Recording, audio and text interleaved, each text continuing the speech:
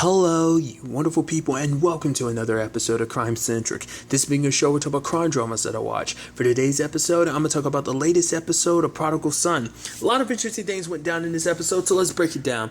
Obviously, we kind of, it's kind of, I'm curious that we're going to get it like every episode, but obviously like we see the whole aspect of Malcolm's little routine, obviously him waking up from his night terrors and, exercising and just, like the reading those little almost like, I guess, fortune messages in a sense. And I guess it's going to be something, maybe it'd be kind of neat if they did do that every episode and you slowly see that his system of doing things is slowly breaking down little by little, but because of the course of many different things. Regardless, he's having dinner with his mom, which he was trying to avoid that, but his mom was like, nope, you're going to have dinner, or not dinner, but like, lunch with me and your sister. So then there's the whole conversation like, oh, your night terrors again. And it's like, oh, is it because you're your dad? And he's like, what? I haven't seen him in all those years. I told you that. She's like, no, I know you have. You haven't. The fact of the matter is, it's like he's been all over the television, plus the fact it's a copycat killing. He's like, right, of course.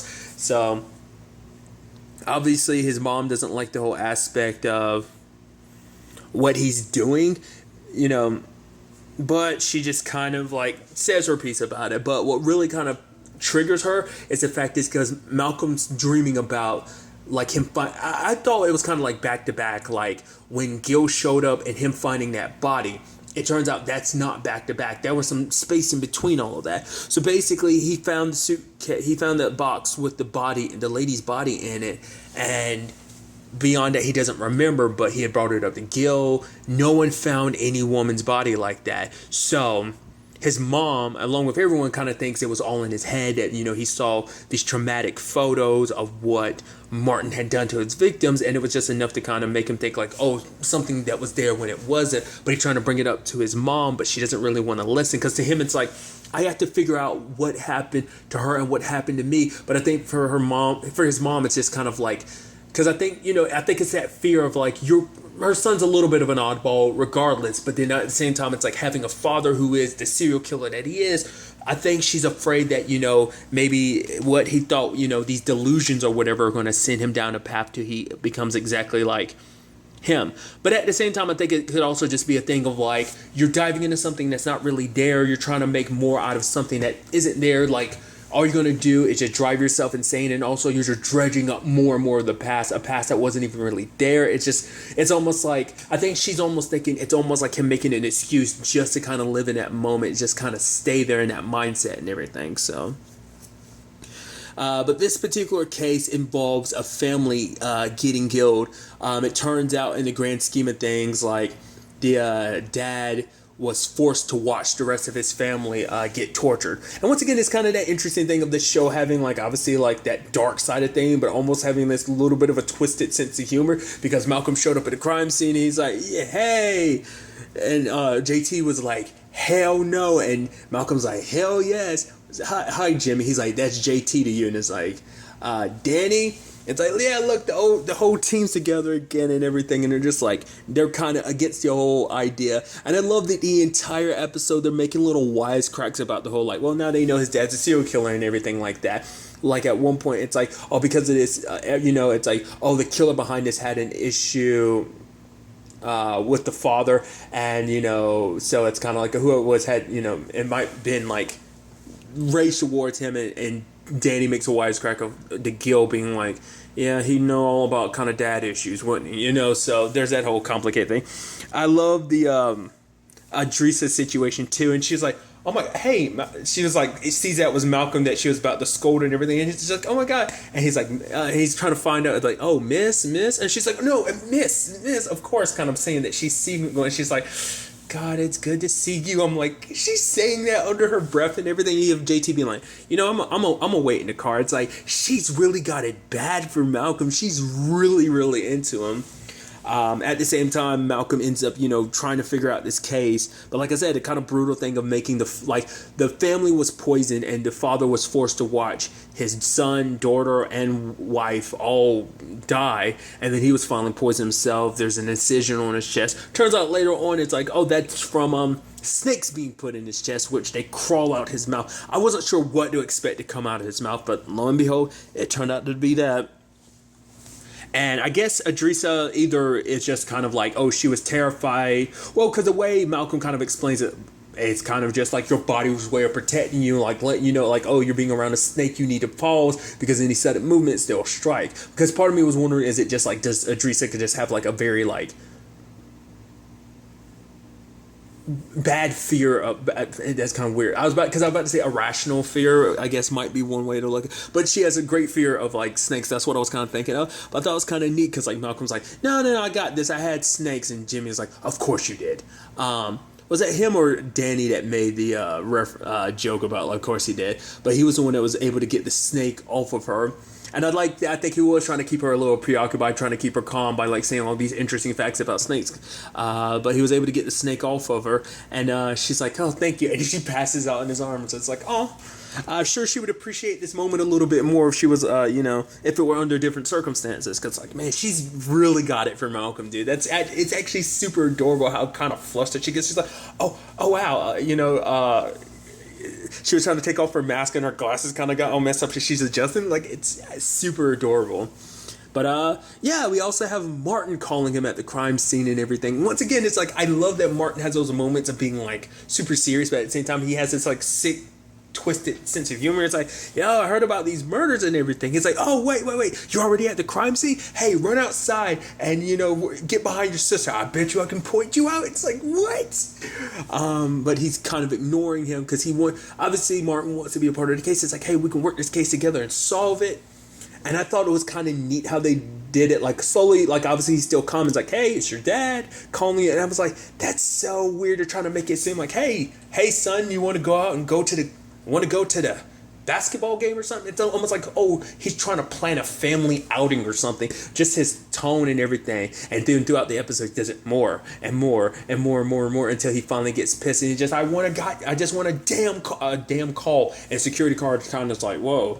And he had to calm himself down. And it's like, just call me back, son. I just want to. It's like, go. Like we saw, like eventually it was taking its toll on him after a while. Like the entire time he was so calm, like, call me back, son. But he kind of got pissed, like, call me back. So it's neat to see, like, if he doesn't get his way enough, he does kind of snap, and I do like that. I just thought that was kind of a neat element to kind of showcase, like, he isn't this calm, cool, collected character, that he can lose his temper when he doesn't get his way. I mean, I guess that falls into like the narcissistic thing of like, nah, son, pay me attention. I want you. Pay me attention. Stop ignoring me, So there's all that. There's also the whole thing between Malcolm and JT I thought was kind of neat.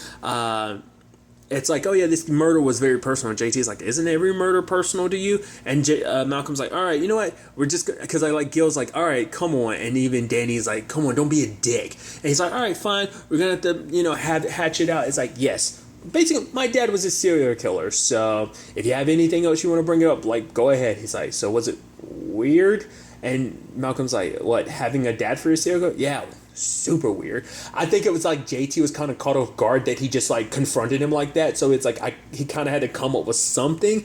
I don't know if that was him being sincere, but I think that was him just kind of half-assing it because he was like, I actually don't have any other questions. So he kind of felt a little stupid. So he just kind of left it at that. And Malcolm's like, yeah, good talk. So that was interesting to have all that kind of happen.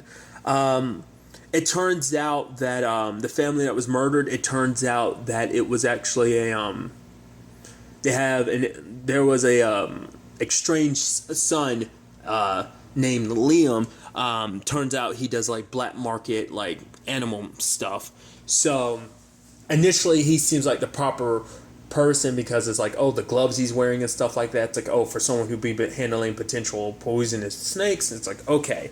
And it turns out, because obviously he hasn't had communication with the family in a while, he didn't seem that distressed, because I think that's what Malcolm was really like throwing it out there. It's like, oh, well, we hate to break this to you, but Malcolm was like, your family's dead, because he's trying to like jolt it at him, not really give him time to just like see how he handles it. And at first it seems like, oh man, oh, maybe it sucks, but then he kind of quickly snaps back to almost being like he doesn't care. I don't know. It's hard to say in that particular situation whether he was really that sad about his family dying, especially because they hadn't really talked in 5 years. In the process, Malcolm ends up getting poisoned by a snake. Now, that situation was interesting because he ends up getting taken to the hospital. They have him on drugs, and he immediately wakes up. And Ainsley had even talked about the fact is, what they had him up, the sedatives they had him on, the doctors are confused how the hell he's even awake. But I guess because maybe from a young age, he built up a tolerance to all of that. Because for him, he's like, I mean, just naturally, he doesn't like taking sedatives because it makes him feel... he kind of loses, like, he's one of those people that's like, it makes him feel at a disadvantage because he's not sharp. It makes him feel trapped, and in particular, like, he's trapped in there with his dad. So, which that in itself, that statement, that whole situation has implications in its own, that maybe because at first I was thinking maybe it's because he has a high tolerance for sedatives. I thought that's what it might have been, like, because maybe he was exposed to sedatives over a long period of time as a young kid, so he built some kind of tolerance to him. My mind thought that, but another thing is that maybe he is subconsciously, like, not good with being put under sedatives because he was maybe for a long period of time. So they kind of lend themselves to each other in certain regards, but I don't know. That's where my mind is about the whole situation, so... Ainsley sees that he's got all these voicemails, and she plays him. And it's like, whoa, this is dad. You're talking. Whoa, does mom know? Of course not, because if she knew, you'd be scared because you'd be sent to the morgue. And it's like, but for him, it's like he has to talk to his dad because for him, it's like there's so much of that time period. He feels like he's missing so much because, you know, there's something there because he had brought it up to his dad before about, like, the missing time, but his dad was saying, like, no, like, the fact of the matter is there is no missing time. Well, I think this was the time he brings it up. Sorry, I'm confusing some stuff in my head, but it's like, because for him, he knows that his dad has the truth, and it's like, no matter what the circumstances I think for someone where the truth matters so much, especially when it's something pertaining to him, because I think for him, it's like, he holds on to stuff that he knows so sure, and he feels it in his bones that there's something in his memory about this body that everyone's telling him it doesn't exist. But for him, it's like, I know it does, and my dad knows something. He's the only one that can give me the answers, so I have to go to him. But, you know, Martin saying, like, oh, all that is like, no, that was in your head. Ask the police, ask your mom. There was no lady in a, you know, so I even love that whole situation of, you know, the whole conversation about the crime in itself. Martin kind of gives his perspective on the situation about the whole family annihilator thing, and saying, you know, it's like, no matter what was done, it was done with love, which Malcolm was like, love, it's like, you never did that to us. And he's like, oh, but that's just because, you know, saying that I didn't kill because of love, I made you because of love's. Which I think that in itself kind of has some implications in itself of, like, you know, it's like, I think it's that psychopathy of, like, you know, I'm sure I'm not using the right words, but for him, it's like, it's a separate thing of, like, oh yeah, like, me, what was it between me and your mom, which led to you and your sister? That was love. Me killing, that was just, he never really actually explained what was behind his killings and stuff like that, but I just thought that was kind of an interesting thing.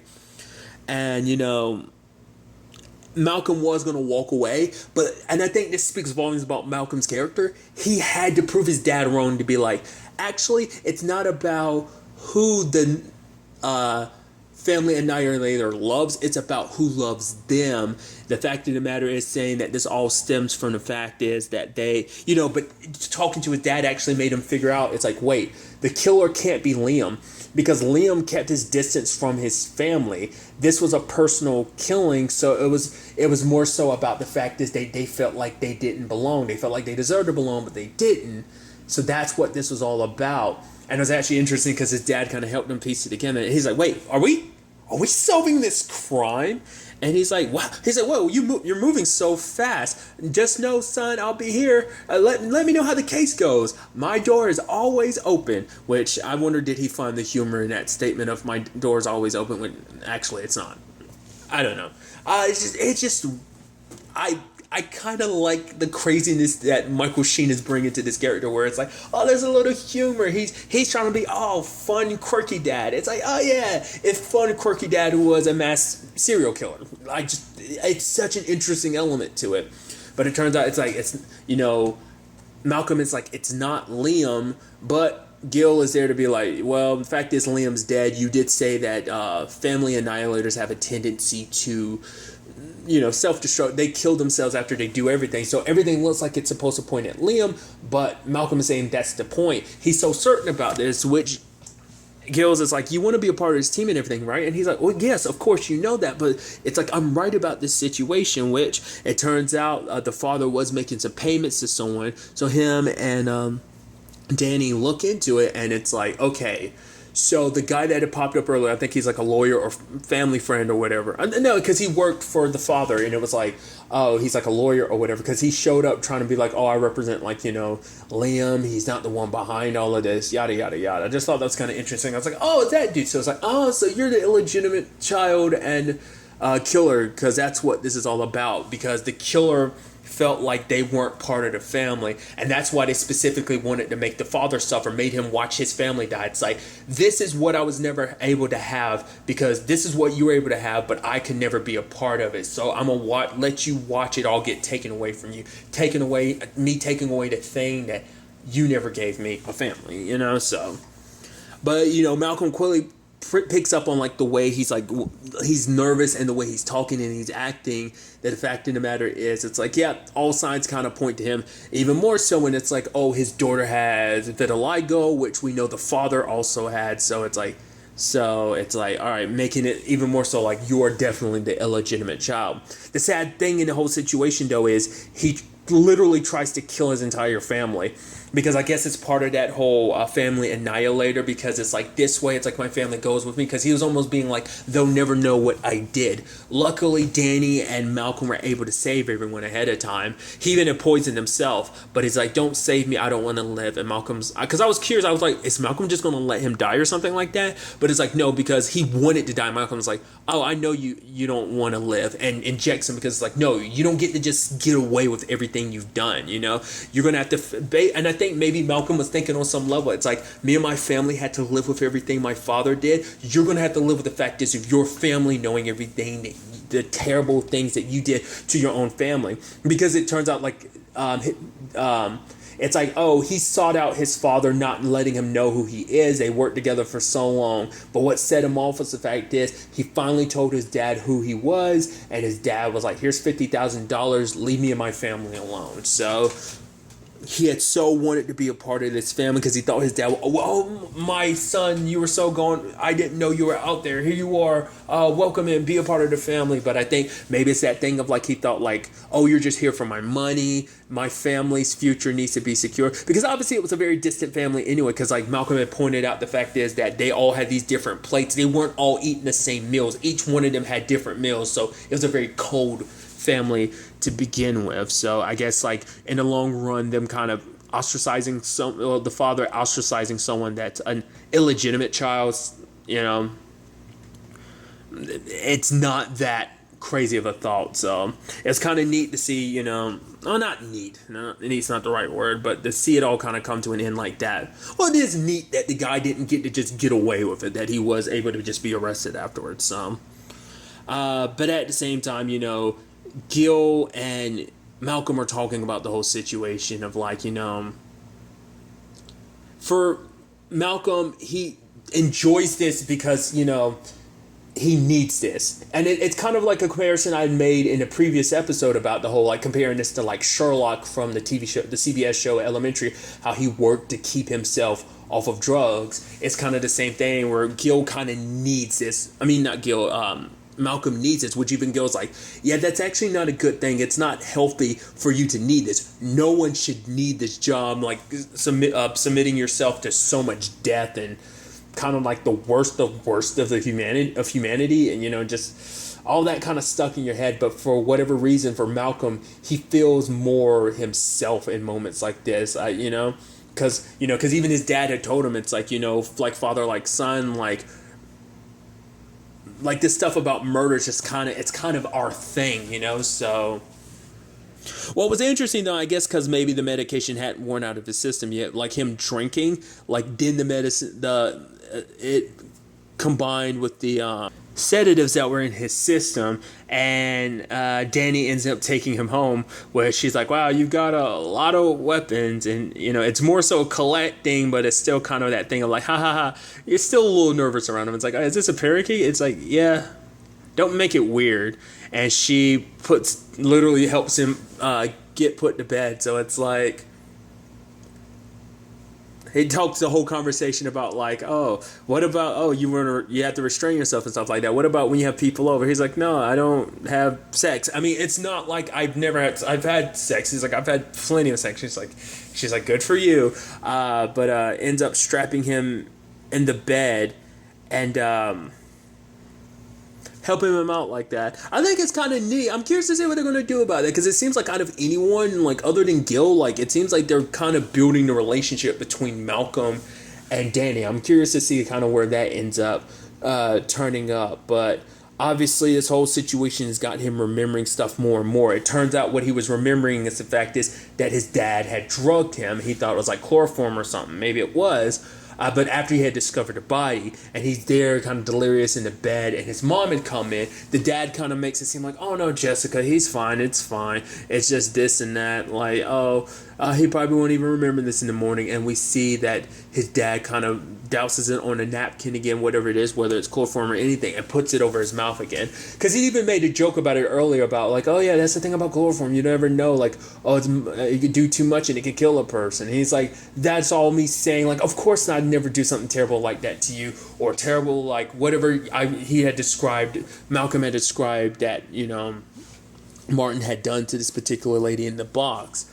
But, Malcolm confronts his dad about it again, but his dad is like, oh, you're still in your own head about making all this stuff up. But the fact of the matter is, like, all right, say that the time is missing, and the fact is I did do this. That begs the question, though, what happened to you? And Malcolm's like, I don't know. And Martin brings up the fact is that kind of turning things against him, being like, the fact of the matter is, you supposedly found this body at this point in time, but it's like, how long was it before you actually called the cops? In this particular case, Gil. It's like, was it a couple days, couple weeks, couple months, trying to make him feel guilty, because it's like, any murders I did in that time, because obviously he was a little kid, he was probably thinking like, maybe I did imagine it, and plus he was drugged up more than once, so it's not 100% on him, but at the same time it's like him, I'm sure like, psychologically, Malcolm is still blaming himself, because he carries that weight of kind of like all his dad's actions. It's like, if I had caught on sooner, like, and now knowing that like, hey, I found that out, but because that's also someone that's unanswered for too. That's what bothers him, because it's like, for one, it's answers to what happened to him. Like maybe, like I said, and I brought up earlier, maybe there were multiple instances of his dad drugging him, so there might be a lot more he had come across, but maybe it's slowly unveiling and it's starting off with this particular one, or maybe there was something special about this one. I mean, special in the case of like, maybe there's something gruesome about it that it really just resonated in his head and stayed there, but also like probably like later on the body disappearing like it was never there and everything. So it's turning into that whole thing. But like I said, psychologically he's blaming himself, because it's like, oh, I didn't step up when I needed to, and that person's family will probably never know what happened to her. So, but Martin,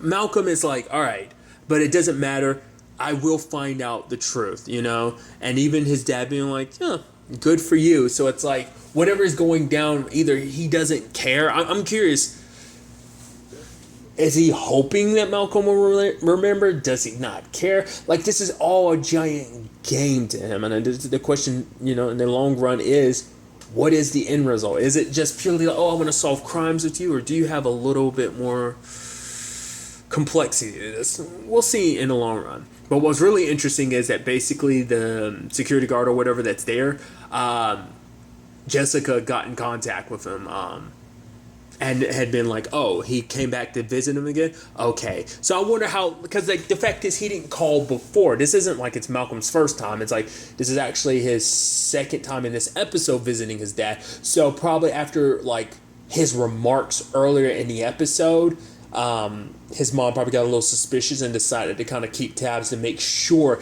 that he doesn't go and visit Martin. So, but showing, just how her reaction to it is incredible. She's like, thanks. And then she hangs up the phone and she throws it on the ground and breaks it. It's like I said, this family in its entirety has issues. Everyone's trying to seem like they're okay, especially the mom. Like, Jessica's trying to pretend like everything's okay, but even she's like, on pins and needles in a certain regard, because obviously she knows what the implications of like this pulling her son down deeper, because I think, like I said, I think there's a part of her that is scared that he's going to take, it's like Ainsley's probably taking after me, but Malcolm's probably taking after Martin, so I think maybe that scares her if they're around each other too much. I mean, obviously, like, the damage has already caused Malcolm throughout his life. It's, he's not the most well-adjusted person. It's kind of the whole thing, and so I think she's worried about him kind of spiraling further into that darkness. Either way, I'm very interested to see how she brings this up. Is she going to be kind of very coy and a little passive-aggressive about it, or is she going to be straight-up aggressive of like, I know this, and he's like, wait, so does that mean you're keeping tabs on me, you're spying on me type of thing? I don't know. I'm very interested to see where that all ends up taking us going forward into the next episode. Also interested to see what the next case ends up being about. But really, that's all I'm going to talk about today. So, be happy, be safe, live life to the fullest, and enjoy it. Good day, and goodbye.